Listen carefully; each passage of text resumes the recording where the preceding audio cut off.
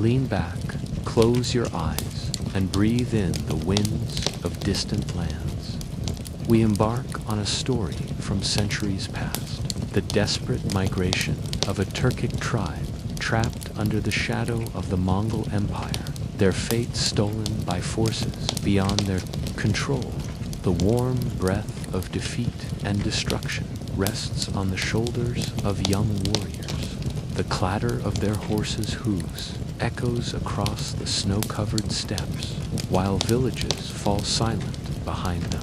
Fires fade and hopes turn to ash. They are people exiled from their own lands, caught between exile and resistance, seeking a new home.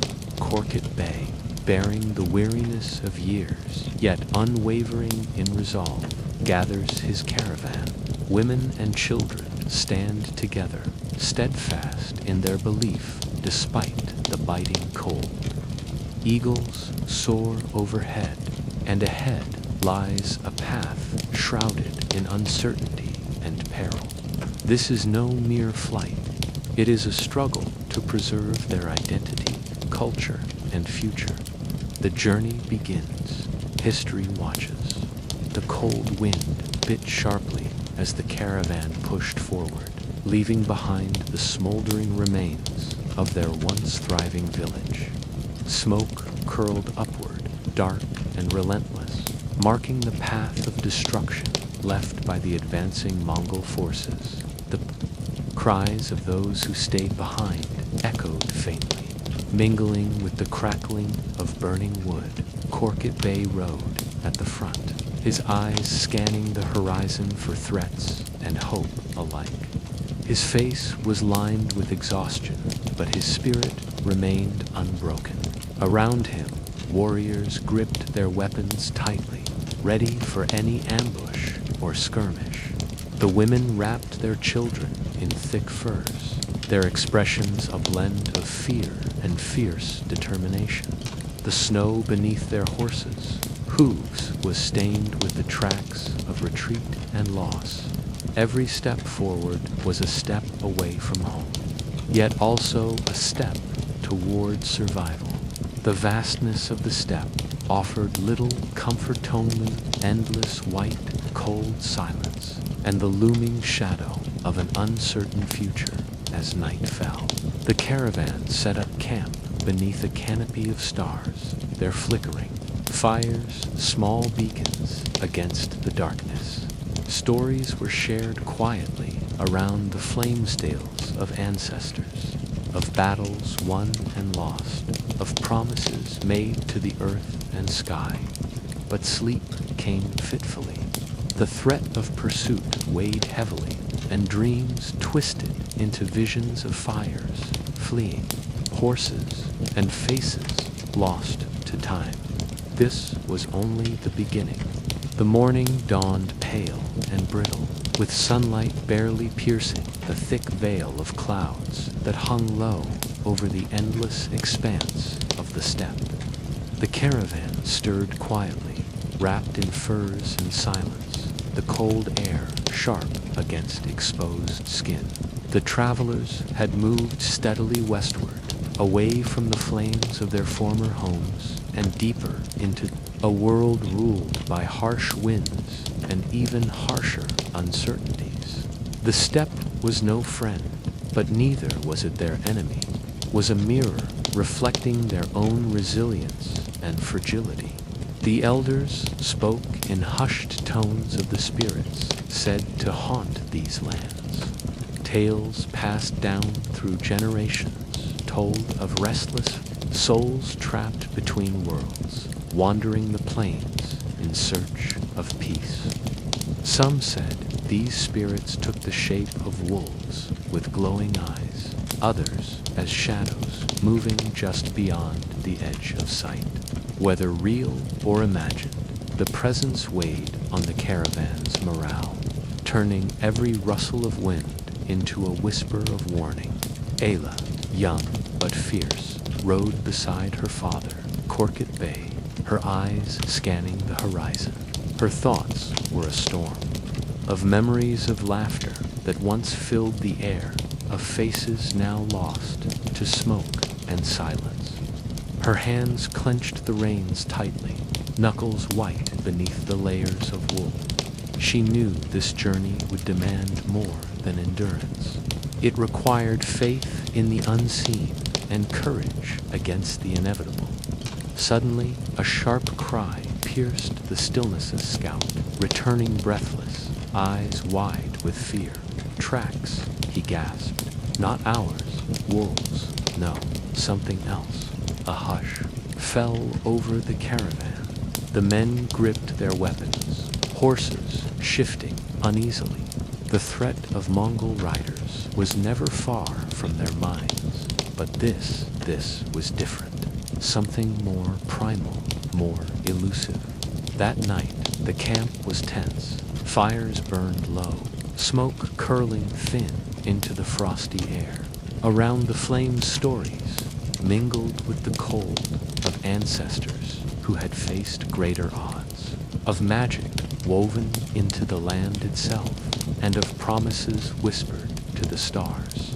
Alla listened closely, feeling the weight of generations on her shoulders as she settled into her blankets.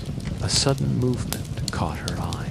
Shadows danced at the edge of the campfires, light figures just beyond reach. Her breath caught.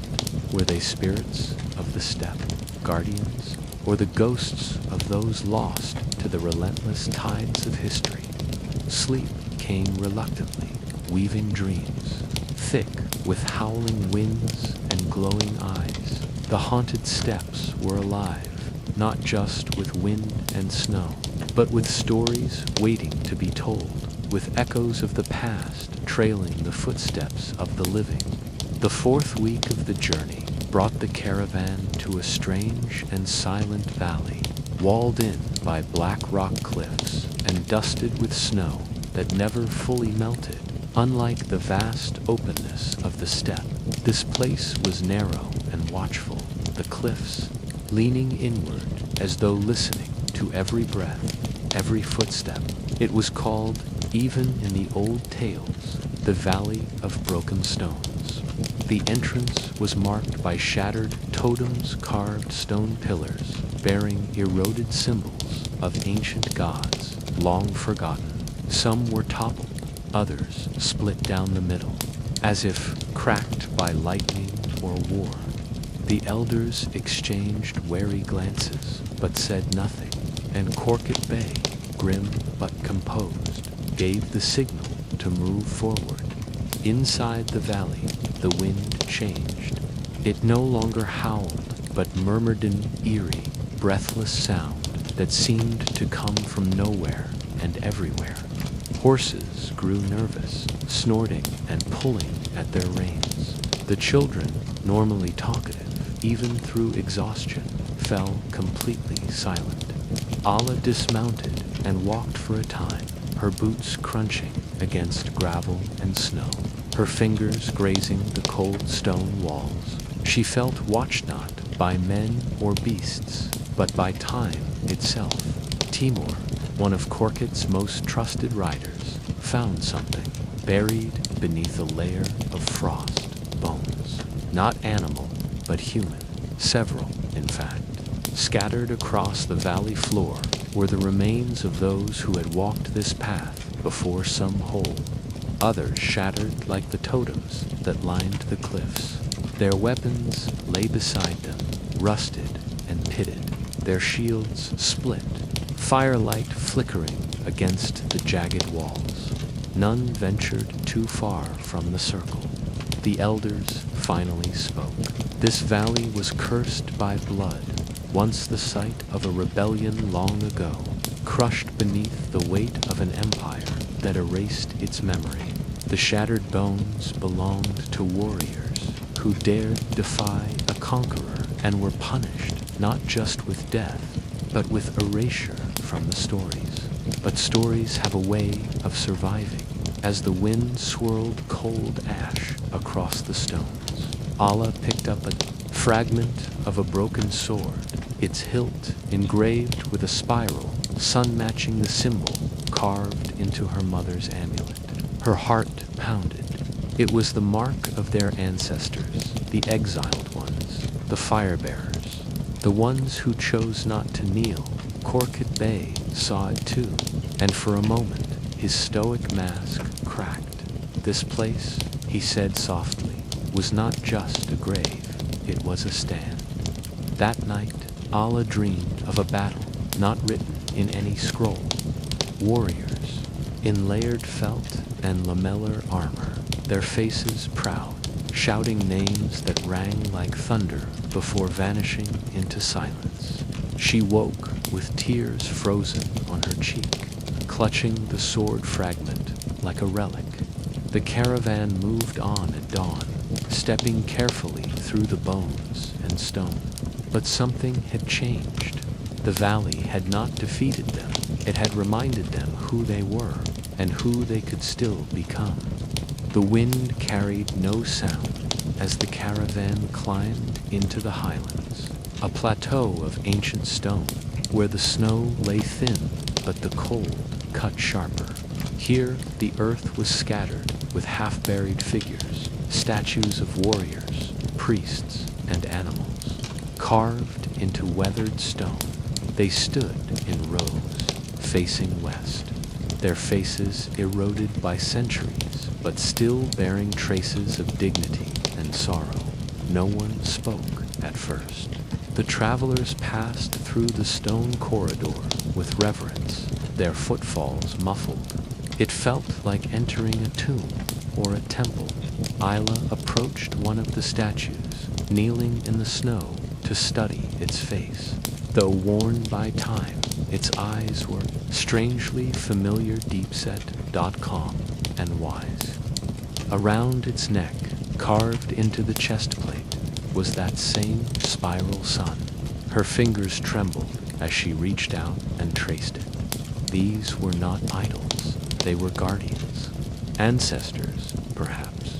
Korkut Bey called for a brief halt. The caravan needed rest, but more than that, they needed meaning. They set up a quiet camp among the statues, careful not to disturb their placements. The children whispered to the stone figures as if they could answer. Some said they heard murmurs. In return, Timur discovered an underground chamber nearby, half sealed by snow and time. With effort, the men cleared the entrance, revealing a vault carved directly into the mountain. Inside, murals painted in ochre, soot, and faded gold. The walls told stories, tribes on the move, great beasts, fire falling from the heavens, and in the center of it all, the spiral sun, always present, always guiding. One mural showed a caravan, much like theirs, crossing mountains and rivers under stars that shimmered even now. Dimmed but enduring, Isla stood before the central panel, heart-pounding. It was them, their people, a migration older than memory, forgotten but now returning full circle. That night, they lit no fires, honoring the silence of the watchers. Instead, they gathered beneath the stars, wrapped in thick wool and quiet awe. The wind picked up, but this time it did not howl, it carried a song. Low, ancient, rising and falling like breath. No one could remember the words, yet they all knew them. The statues stood as they always had, unblinking, unmoved. But in the morning, a light snow fell not harsh, but gentle, and on the shoulders of the largest guardian, snow gathered in the spiral shape. It was not a blessing, it was a remembering. The silence of the plateau gave way to the breathless sound of wind as the caravan descended into a gorge where the rocks hummed faintly with invisible currents. This valley, narrower and deeper than any they had passed, was called Yel Vidisi, the wind hollow. Here, the air seemed to speak, not in words, but in feelings, impressions, and murmurs that pressed against the minds of those who listened too closely. The path narrowed between steep cliffs streaked with ice, and the caravan slowed, wary of falling stones and sudden gusts. Allah rode in the middle now, her head bowed beneath her hood, not from cold, but from weight of dreams, of signs, of the spiral sun that now appeared not just on artifacts, but in the sky, in firelight even. In her thoughts, Korkut Bey noticed the change. His daughter spoke little, but she had grown more alert. She seemed to sense danger before it arrived, or see pathways invisible to the rest. The elders watched her with a kind of reverence they had never shown before. In her, perhaps, stirred the blood of those ancient fire-bearers the murals had spoken of. As night fell, the gorge turned black, not the soft blue-black of highland dusk, but an absolute heavy dark. Fires refused to catch properly. Shadows clung to everything. Horses snorted, restless. The wind did not howl it, whispered names, phrases, lost languages, and laughter. Far away, Timur stood guard with two others, but even he battle-scarred, unshaken by blood gripped, his sword tighter. The cold here was different. It crawled beneath skin and into the bones, as though trying to whisper directly to the soul. Then, just before midnight, the wind shifted. It rose like a tide, sweeping through the gorge with a force that staggered. The tents and extinguished the fires. The people scrambled, clutching each other, children crying, elders praying. But above the roar came a sound no one had expected a woman's voice. Clear and mournful, singing an ancient lullaby. Allah stood upright, unmoving, eyes closed. She knew the song. Her mother had sung it once, long ago, beneath a starless sky. On a night much like this, Korkut reached for her, but she opened her eyes and spoke. We're not alone, but they are not enemies. When the wind calmed, the fires relit with ease. The air smelled of cedar smoke and distant herbs, and on the canyon walls, thin lines of red ochre markings appeared, as if freshly painted by unseen hand spirals, suns, and figures dancing beneath stars. No one slept deeply that night. Yet, for the first time in many days, no one dreamed of death or fire, only of voices returning from silence. By the time the caravan emerged from the whispering gorge, the landscape had softened. Rolling hills blanketed in snow gave way to a wide valley where a frozen river meandered, like a sleeping serpent beneath the pale sky. It was here, according to the old maps and older songs, that the Biaz Irmak flowed the White River, a sacred place once. Its waters were said to carry the memory of every soul who had ever crossed its path. The river was not fully frozen. In parts, dark veins of moving water glimmered between glassy sheets of ice. Mist curled above the surface, rising gently into the cold morning air like breath from the earth itself. Birds wheeled silently above, circling without calling. Korkut Bey dismounted, standing at the river's edge. He dropped a stone into the water. It vanished without a sound, but ripples spread farther than seemed natural, growing wider, deeper, as if the river had accepted the gesture and responded in kind. Allah approached beside him, her boots crunching through frost. The spiral sun glinted faintly from the silver pendant at her neck.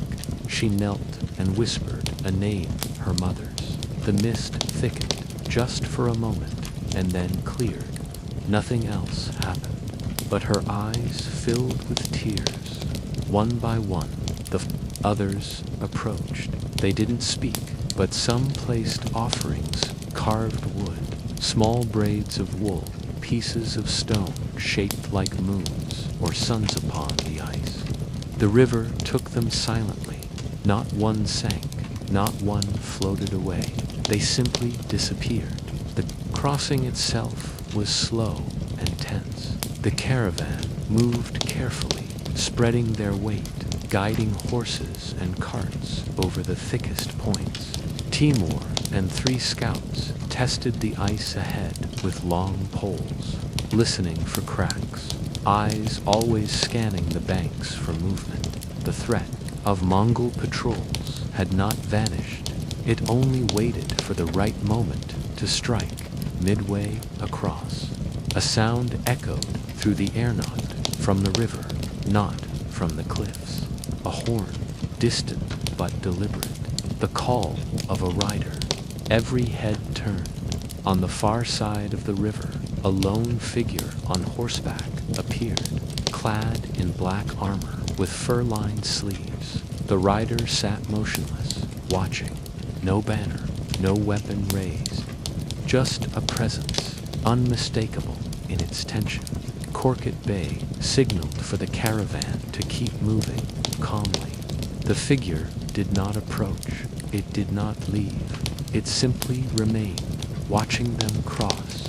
And when the last cart reached the shore, it turned and disappeared into the tree line without a sound.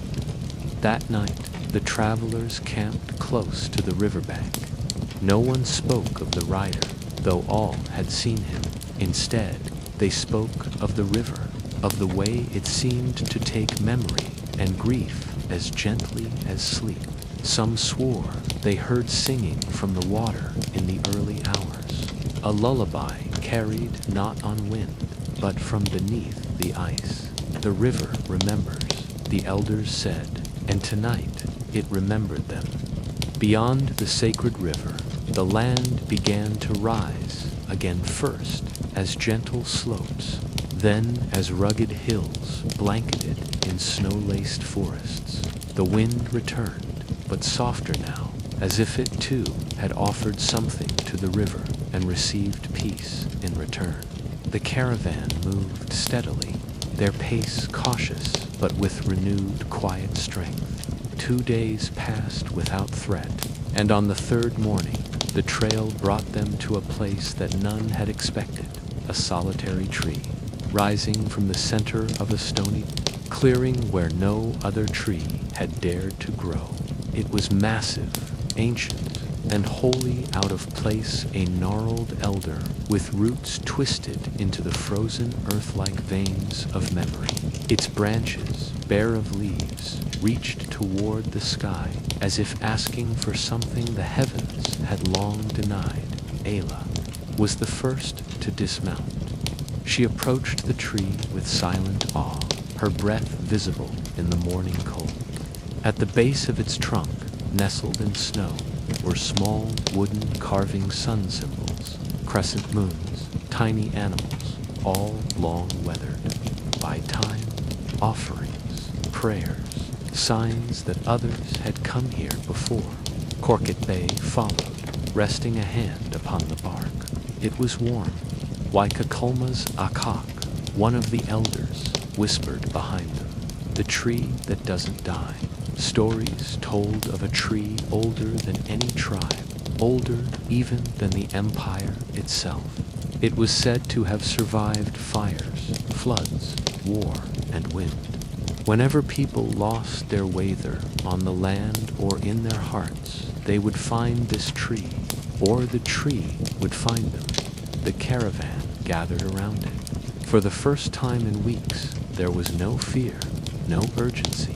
Some wept openly, others laid their burdens, literal and spiritual, at the tree's roots. Scarves, beads, feathers, rings. Ayla tied a thin ribbon from her mother's cloak to a low-hanging branch as they made camp beside it. The snow began to fall not heavily, but in soft flakes that clung to furs and tents like blessings. The children laughed, the dogs relaxed. Timur played a low song on his flute, and for once it didn't sound like morning. That night, as the fire crackled, and the stars blinked through gaps in the clouds. Korkut Bey told an old story one, passed to him by his grandfather. It spoke of a time before borders, before kings, when the people and the land still spoke the same language, when the spiral sun first burned in the sky and marked the start of everything. Ayla listened with her, head against her father's shoulder, the warmth of the tree at her back. She didn't know if the tale was true, but she knew that tonight they were safe, and something ancient was watching over them, not with judgment, but with memory. Dawn came. The snow on the tree's branches had not melted, but each flake glittered like gold in the morning light, and the ribbon still fluttered, whispering. As the caravan left the sanctuary of the ancient tree behind, a heavy silence settled among the travelers.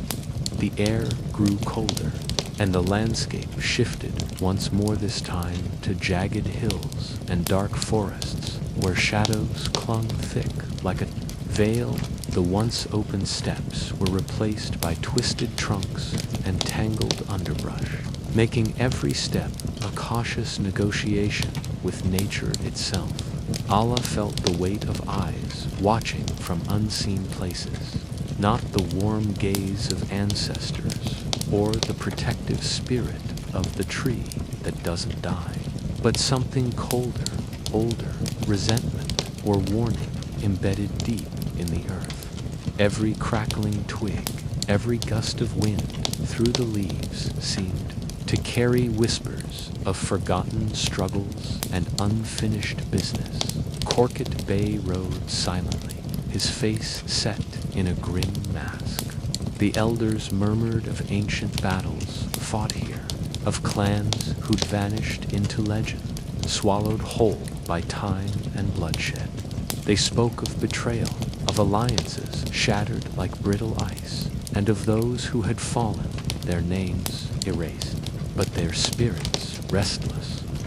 One night, around a dim fire, barely shielding them from the creeping darkness, an old storyteller recounted a tale of a warrior queen who once ruled these forests. She had been fierce and proud, fighting invaders who sought to claim the land. But her kingdom had fallen, betrayed by those she trusted most. Ayla listened intently, the flickering firelight painting shadows on her face. She wondered if their own journey might end in similar tragedy, or if they could rewrite the stories etched into this land. Suddenly, distant howls pierced the night, a pack of wolves, or perhaps something else. The horses stamped nervously, and the caravan tightened. It circled. No one slept well that night. The past was alive here, as if the very earth remembered blood spilled long ago and was ready to demand reckoning. But the journey pressed onward. Each step forward was a choice to face the shadows rather than be consumed by them. The dense forest gradually gave way to a narrow trail, barely visible beneath layers of snow and fallen leaves. This was the forgotten path, a route once traveled by ancestors, but abandoned to time and nature's relentless reclaiming.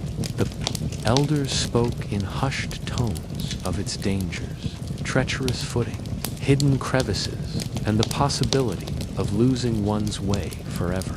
Korkut Bey led cautiously, his horse's hooves crunching softly on the brittle earth. Behind him, the caravan followed in single file, their breaths steaming in the cold air. Allah rode near the front, her gaze fixed on the path ahead, alert to every sound. The wind whispered through the bare branches like distant voices, stirring unease in even the bravest hearts. At one point, a scout stumbled, nearly falling into a hidden ravine covered by a thin layer of snow.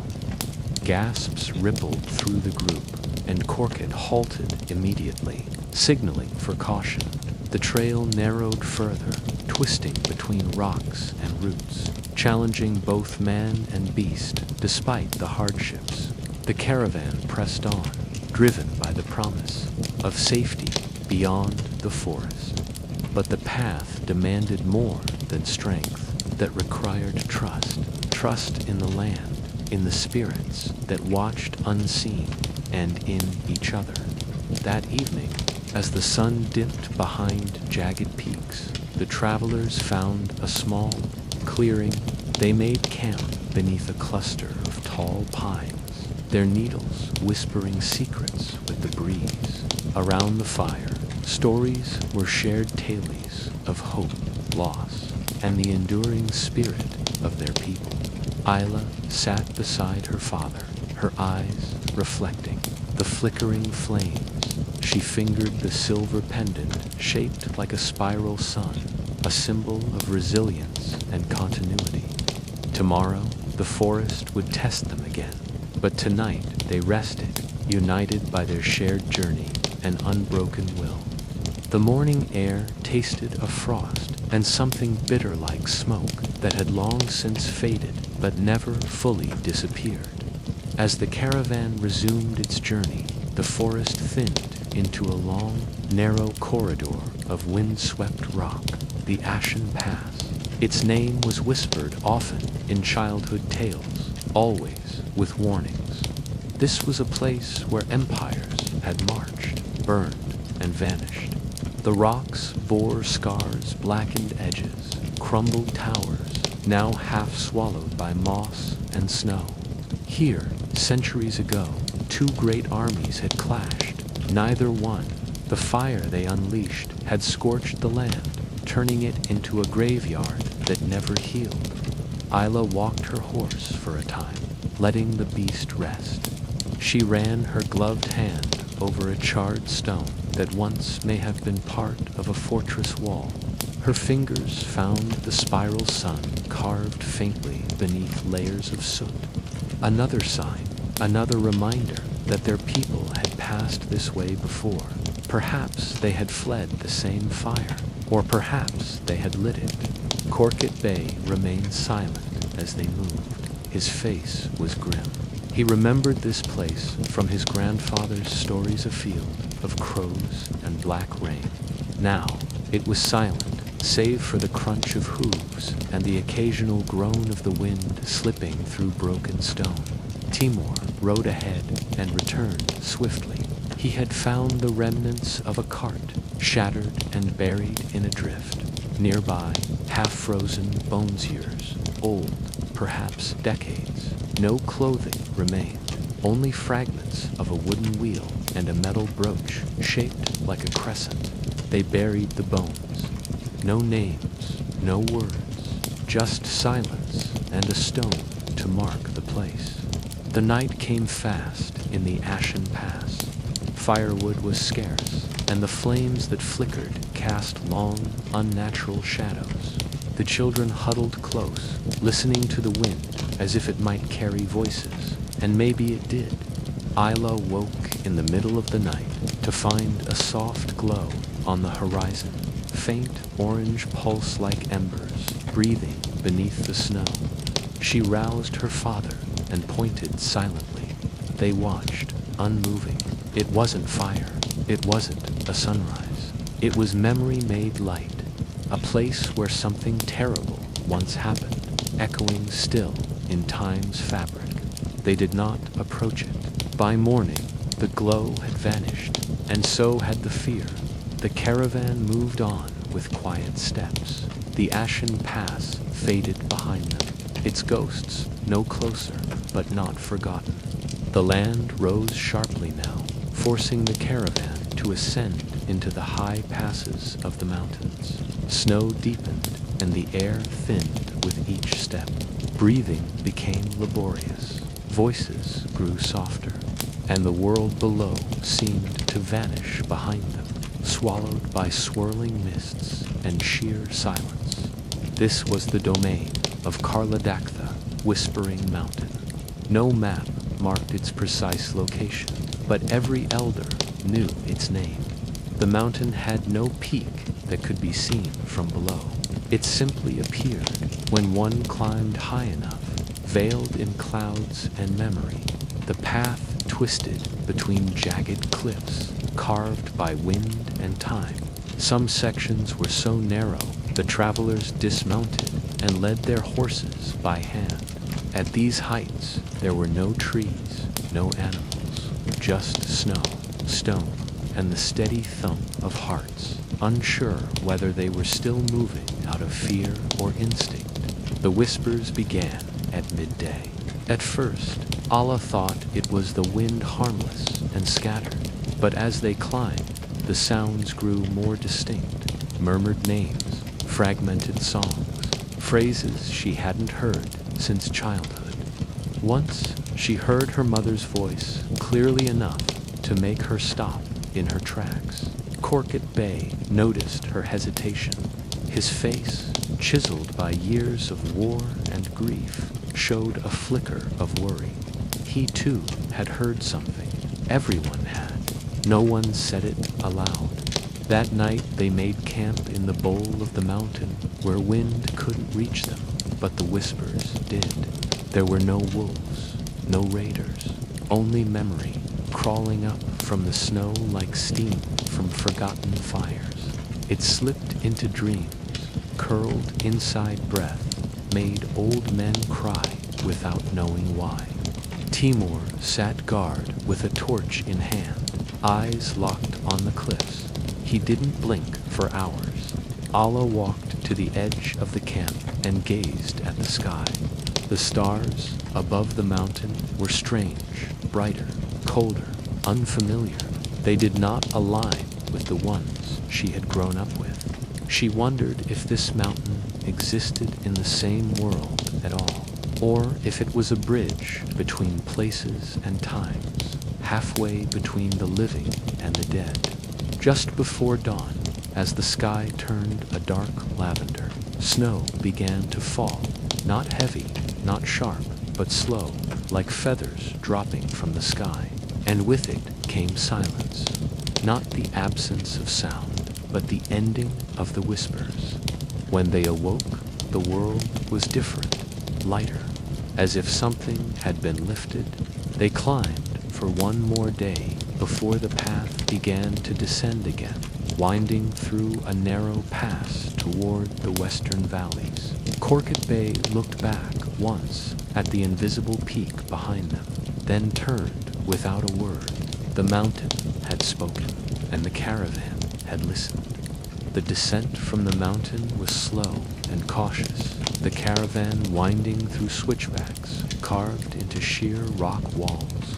But with each turn, the air grew thicker, warmer. Snow thinned into slush, then vanished altogether, replaced by damp soil and tall yellow grasses swaying in a low breeze. And then, just as the sun began to set behind distant ridges, they saw it, lights. Dozens of them, not stars, fires. The city lay stretched across the valley floor like a coiled dragon walls of stone. Roofs of wood and copper, towers that caught the last light of day like blades. It wasn't on any of the caravan's maps. No elder had spoken of it, and yet it was there, humming faintly, breathing like a beast asleep, but not unaware. Isla felt it first, not fear, not even awe, but something more primal, recognition, as if part of her had been waiting to arrive here since the moment they fled the first burning village. Korkut Bey signaled to halt. The caravan assembled on a low ridge overlooking the city. Scouts were sent ahead. They returned hours later with strange news. There were people, there many, speaking a language none of the scouts could identify. Their clothes resembled styles centuries old. They lit no torches, but moved freely at night. They didn't seem to guard the gates, nor did they welcome strangers. And yet they had not attacked. Some among the caravan whispered that it was a cursed city, a ghost place. Others believed it a hidden kingdom, untouched by war. But Korkut, after long silence, made his decision. They would enter at dawn. That night, the caravan remained on the ridge. Fires were kept low. No one laughed. Some prepared their weapons. Others prayed. Isla lay awake, her eyes fixed on the flickering lights below. She didn't know what they would find. Safety, perhaps, or ruin, a place to rest, or a place from which there was no return. But she also knew they couldn't turn back. Not now, when the sun broke the horizon the next morning. A pale orange light spread across the city's spires, and the gate's massive doors of stone carved with symbols no one could read swung open without a sound. They had been expected. The caravan began its approach in silence, dust rising gently behind them as wheels turned and hooves stepped forward. Ala rode at the front beside her father, the spiral sun at her chest catching the light. Her breath was calm. They crossed into the shadow of the walls, and the city, silent until now, began to sing. Not with voices, but with wind through towers, with bells chiming from somewhere deep inside, with memories rising from cobblestone and clay. Ala closed her eyes. She had been here before, not in body, but in blood. The city did not welcome them, yet it did not resist. The moment the caravan passed through its silent gates, the sounds of the outside world disappeared. No birdsong, no footfall echoes, no breeze rustling through banners, only a deep, waiting stillness, like a book that had not yet been read. The streets were paved with obsidian-like stone, so smooth and dark that they mirrored the caravan's movement. The buildings, tall and narrow, leaned inward with carved facades depicting creatures that no one could name. Spiral symbols were everywhere beneath windows, above doorways, etched into stone benches and drainage channels. No inhabitants came to greet them, but the evidence of life was undeniable. Doors hung open, lanterns flickered, fresh herbs hung dry in windows, bread cooled on stone sills, and yet no one appeared. Turkic Bey called for the caravan to stop in a wide plaza shaped like a circle its center, dominated by a towering obelisk covered in symbols none could decipher. They set up no camp, no fires. No one wished to sleep beneath walls that seemed to breathe. Ala moved quietly through the city's alleys, her boots tapping softly on the mirror stone. Every turn revealed something stranger, a marketplace with goods still displayed, coins in bowls beside scales, a bathhouse with steam rising as though just vacated, a library with scrolls arranged by color and thickness, but every scroll was blank. She opened one. Inside, not words, but soft ink markings that moved when she blinked, as if the story hadn't been written yet, as if it was waiting for her. She felt something shift in her chest. In the plaza, the children began to play, their laughter faint but real. The city did not punish them for it. In fact, the air seemed to lighten with every sound of joy. For a moment, it was as if the silence lifted, like fog drawn back by the sun. Timur reported something curious. Though they had walked for hours, no one among them felt hunger. No water was drunk, yet no thirst stirred. The animals were calm, their burdens lighter. It was as if the city held them in stasis, not harming, not healing, but pausing. By sunset, a decision had to be made. Do we stay? Someone asked. Turkic Bey looked at Isla. He had not spoken since they entered the gates. He now seemed older, as if the city had drawn decades from him. Ayla, by contrast, looked unchanged, but her eyes saw more. No, she said. We passed through. No one argued. Perhaps they all felt it. The city was not a destination. It was a mirror. a question, a reminder. As night fell, the gates behind them closed, but the ones ahead opened silently. The caravan moved forward again, wheels whispering against stone, toward whatever land lay beyond the city's edge.